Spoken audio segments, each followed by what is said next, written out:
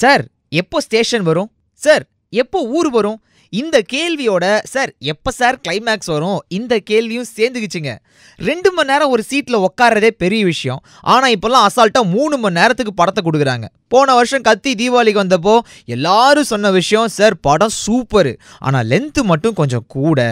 கத்தி மட்டும் இல்லை, அதுக்கப்புறம் வந்த லிங்கா, அதுக்கப்புறம் வந்த அதுக்கப்புறம் வந்த இசை எல்லாமே 3 மணி நேரம் அசால்ட்டாக ஓடுற படம் பாஸ். கத்தி படத்தை உடனடியாக கொஞ்சம் கட் பண்ணி இன்னும் கொஞ்சம் ஷார்ப் ஆக்குனாங்க. அப்புறம் லிங்கால 20 நிமிஷம் அசால்ட்டாக தூக்குனாங்க. என்னதான் நீளமாக இருக்குன்னு ஃபீல் பண்ணாலும் விக்ரம் தன்னோட உழைப்பை கொட்டி இருக்கிறதுனால அதில் கத்திரி வைக்கிறதுக்கு யாருக்குமே மனசு வரலைங்க. இன்னைக்கு வரைக்கும் அதே லென்த்தோட தான் படம் தியேட்டர்ஸ்ல ஓடிட்டு இருக்கு. சமீபத்தில் ரிலீஸ் ஆன இசை படமும் 3 மணி நேரம் 8 நிமிஷம் ஓடுற மாதிரி இருக்கு. ஸோ அந்த கதையிலையும் 7 நிமிஷத்தை நம்ம எஸ்.ஜே. சூர்யா சார் தூக்கி இருக்காரு.